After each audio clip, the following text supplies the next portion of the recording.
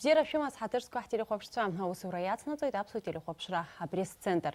Оште минут курзыш яшо эфира чхагу апсу телехопшра сайты.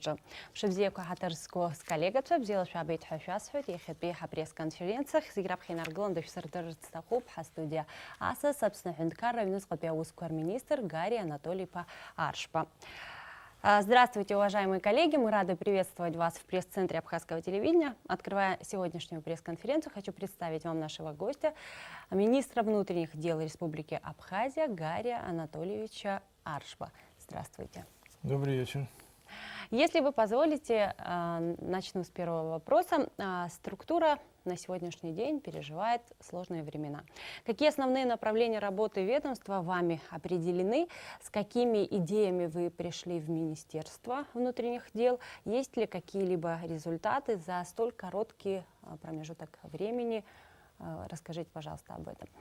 Да, уважаемые друзья, вы правильно заметили. На самом деле, на сегодняшний день в Республике Абхазия Министерство внутренних дел переживают сложное время.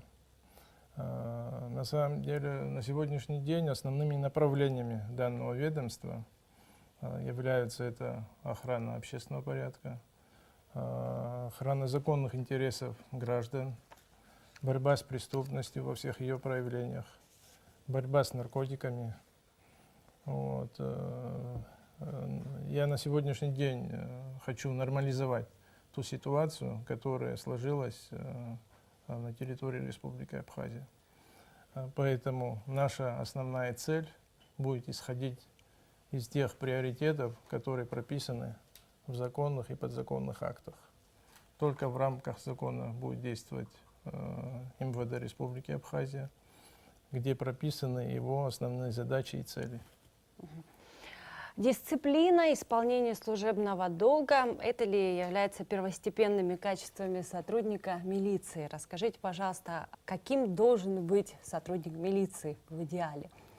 Ну, в идеале сотрудник милиции должен быть аккуратен, выглядеть соответствующим образом.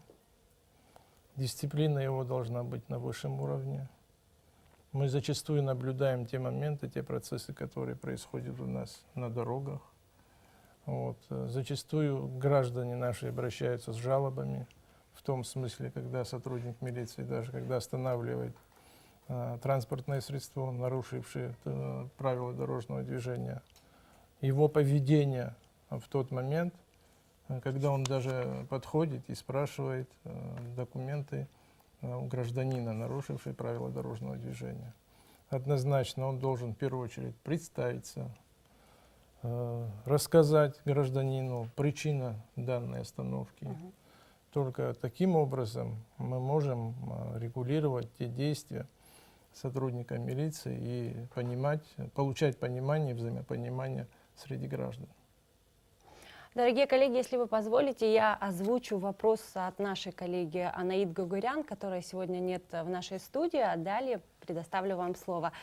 Какие вы видите методы для изменения отношения людей к законности? Как вы видите взаимодействие органов правопорядка с общественностью, молодежью и направления в воспитательной работе?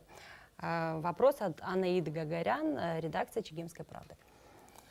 Ну, изменение отношения людей к законности, я хочу сказать таким образом, что для того, чтобы соблюдать закон, каждый гражданин должен в первую очередь не приступать к этот закон. Есть у нас у всех вписанные в Республике Абхазия законные и подзаконные акты, которые должны соблюдаться. Только таким образом мы сможем действовать на основании закона, и каждый гражданин должен действовать по подписанным законам, которые существуют на территории Республики Абхазия. Спасибо за ответ. Коллеги, вопросы? Да, конечно. Представьтесь. Наталья Шульгина, информационное агентство «Абхазия Информ». Вот на недавней коллегии МВД была озвучена цифра раскрываемости преступления. Она составила 70,2%. Вот, насколько мне известно, даже в наиболее развитых странах эти показатели намного ниже. Вот, на ваш взгляд, реальная ли это была цифра, или все-таки там завысили ее по каким-то причинам? Получается таким образом, что общая процентность раскрываемости, ее показатель сформирован за счет практически стопроцентной раскрываемости таких видов преступлений, как дорожно-транспортные происшествия, незаконное хранение огнестрельного оружия, незаконное хранение наркотических средств. Это те преступления, которые раскрываются на сегодняшний день стопроцентно. И в суммарном соотношении у нас получается такой показатель, который вы на сегодняшний день назвали. Мы не можем никак отойти от палочной системы, от процентных соотношений, поэтому на сегодняшний день, когда мы складываем тяжкие преступления, когда мы складываем особо тяжкие преступления, те преступления, которые раскрытие 100%, имеется в виду вот те моменты, которые я назвал, у нас складывается такая процентная ставка, то есть 70 с чем-то процентов раскрываемости. Но у нас, к сожалению, нераскрытыми остаются те тяжкие преступления, которые были также озвучены на коллегии. Это разбойные нападения, это грабежи, они всем известны. Спасибо, коллеги. Виталий Шария, газета «Эхо Абхазии». Скажите, пожалуйста, на каком этапе становления находится информационно-координационный центр совместно с МВД России? Информационно-координационный центр – это межгосударственный орган, межведомственный. На сегодняшний день он находится на стадии становления. Вот. Как вам известно, назначен только один руководитель данного ведомства. Вот. Других каких-то процессов в этом направлении пока нет. Спасибо большое, коллеги.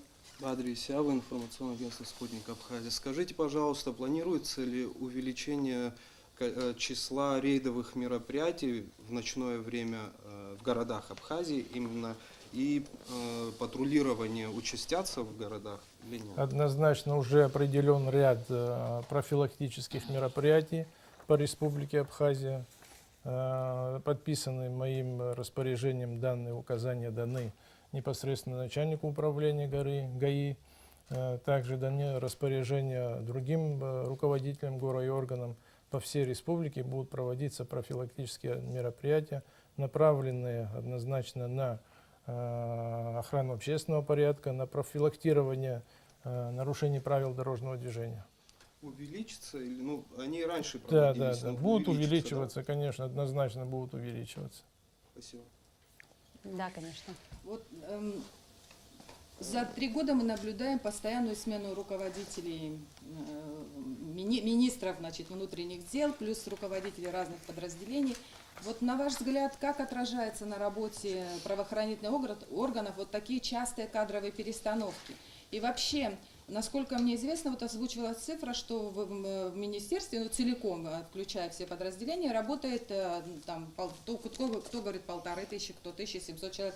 Нужно ли для такой маленькой республики такое большое количество? И очень много женщин в МВД работает. Вот, неужели нельзя заменить их? Вот все-таки призвание женщины какая-то другая должна быть работа.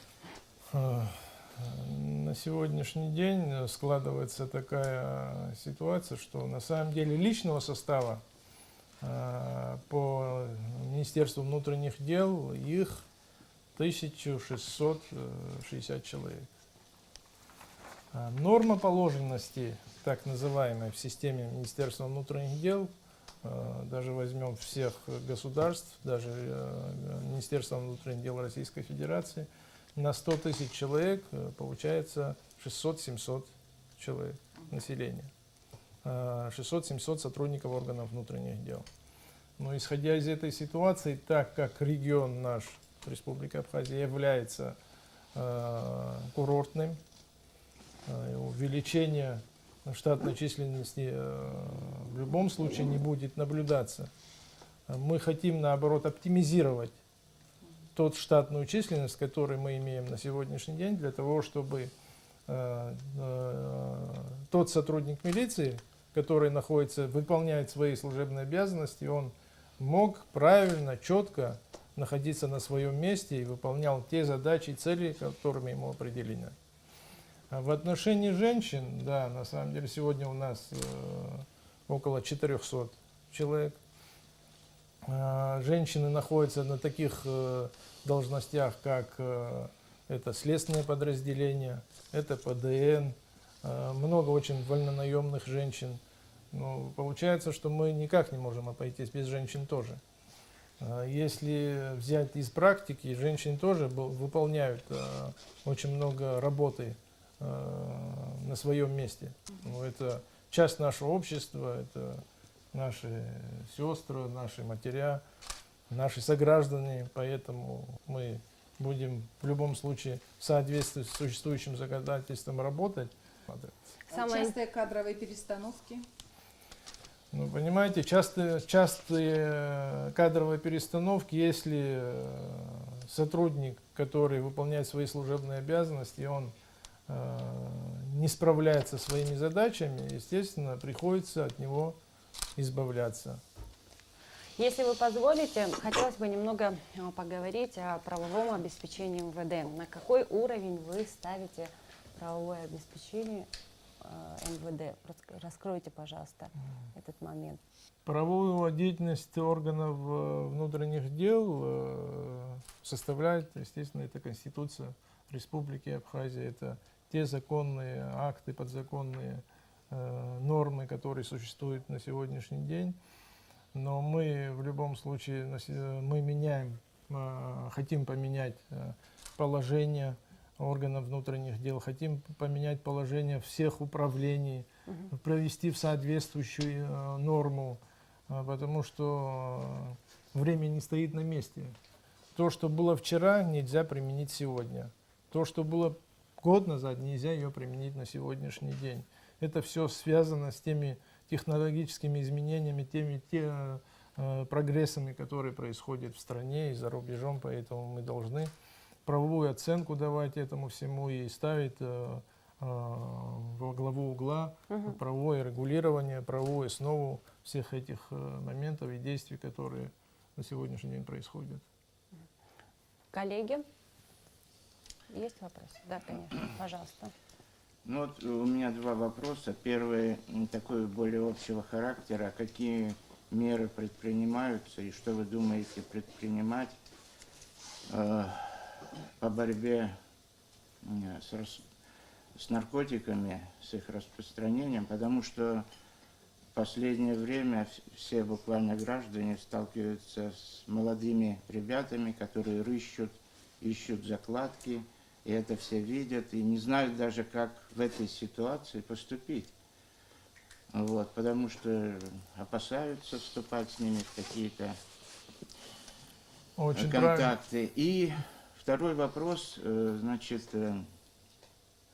частный такой был эпизод, раскрыто преступление, как написано было в сообщении пресс-службы МВД, инсценированное вооруженное нападение в Корчальском районе. Могли бы о нем вы немножко подробнее рассказать? Очень правильно был задан вопрос по поводу наркотиков. Сегодня республика наша испытывает очень много проблем. Наше общество испытывает очень много проблем в отношении наркотиков. Однозначно это первостепенный вопрос в системе внутренних дел сегодня. Мы не должны допустить, что те наркотики, которые попадают на территорию Республики Абхазия, чтобы они попадали сюда. Мы полностью сделаем все возможное для того, чтобы ограничить тот доступ наркотических средств, наркотических веществ, которые попадают на территорию республики. Огромная работа ведется по этому поводу. Мы хотим расширить чуть систему наркоконтроля. Также хотим поменять уголовный кодекс в отношении, уже есть нормативно-правовая база в этом направлении. Мы хотим внести некоторые изменения в этом направлении для того, чтобы ограничить круг лиц, то есть те лица, которые принимают наркотические вещества, те лица, которые доставляют наркотические средства на территорию Республики Абхазия, однозначно будут вести за ним жесткий контроль. Данные лица будут браться под жесткий контроль, и однозначно будем задерживать и привлекать их к уголовной ответственности.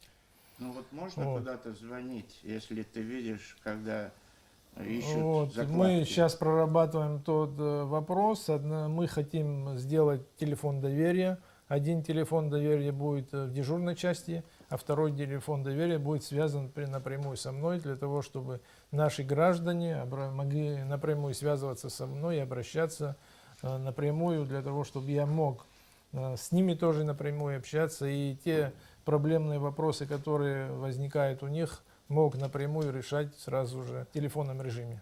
То разбойное нападение, которое идет речь, да, на самом деле было раскрыто несколько разбойных нападений, также было там убийство на территории Творчальского района. Это, как получается, один из соучастников данного преступления, он принимал активное участие в этой группе. Поэтому он попросил своих поддельников, так называемых, для того, чтобы они на него совершили разбойное нападение, после чего то имущество, которое они ограбили, было поделено между собой. Поэтому было оглашено то, что инсценировка была в данном Но он в случае. розыске находится. Один в розыске, да, остальные лица задержаны. В настоящий момент дают признательные показания, также дают признательные показания по другим видам тяжких преступлений. Спасибо за ответ. Пожалуйста. Очень давно говорят о необходимости реформирования правоохранительной системы. На ваш взгляд, нужно это делать или нет? И как улучшить вообще работу правоохранительных органов? И еще точно так же говорят о необходимости выделения Следственного комитета в отдельную структуру. Следует это делать? И если следует, то кому подчинить? Генпрокуратуре или все-таки МВД? Ну, давайте начну. У вас вопрос получился в двух вариациях, поэтому второй вопрос – это то, что касается Следственного комитета. Естественно, это прерогатива Генеральной прокуратуры. Они будут этот вопрос сами, я надеюсь, без системы МВД обсуждать и решать в соответствии своей компетенции. Но нужно это делать? Ну, Вот как вы давно работаете все-таки в правоохранительной системе? я думаю, что это необходимо сделать. Так, и тогда насчет реформирования. Дело в том, что система МВД на сегодняшний день работает еще советским периодом. Вот. Необходимо реформировать однозначно, потому что те нормативно-правовые акты, даже которые были приняты в тех годах еще советского периода, до сих пор они у нас существуют, они у нас имеются в положении. Необходимо будет их изменить для того, чтобы впоследствии мы смогли реформировать полностью систему МВД, чтобы мы могли в конце концов работать на более высоком уровне и проводить те мероприятия, которые мы должны проводить в этом направлении. Хочется немного поговорить о криминогенной ситуации в стране. Насколько нам известно, сейчас возобновляется работа нераскрытых дел, преступлений и так далее. Вот скажите, пожалуйста, с какими сложностями чаще всего вам приходится сталкиваться и как выходите из той ситуации, которая сложилась за эти годы? Криминогенная ситуация в стране, хочу сказать, очень сложная. Вот. Вы правильно заметили, те преступления, те особо опасные преступления, которые были совершены ранее, это имеется в виду те разбойные нападения, особо тяжкие преступления, на сегодняшний день мной взяты под четкий контроль. Еженедельно я провожу заслушивание данных уголовных дел. Проводятся в этом направлении мероприятия совместно с сотрудниками оперативных подразделений, сотрудниками следственных органов. И поэтому только во взаимодействии со всеми структурами нашей правоохранительной системы мы можем победить те негативные процессы, которые происходят на сегодняшний день в нашей стране. О каких-то конкретных результатах мы можем говорить? Да, естественно, это те результаты оперативно-розыскной деятельности, которые были нами проведены. За тот маленький промежуток времени это было раскрыто 2 разбойных нападения, 1 убийство. Были задержаны 12 лиц, которые находились в розыске. Вот. Было раскрыто также 17 краж. Это в отношении лиц, которые были совершены в отношении наших граждан. и граждан Российской Федерации. И было раскрыто также 2 грабежа.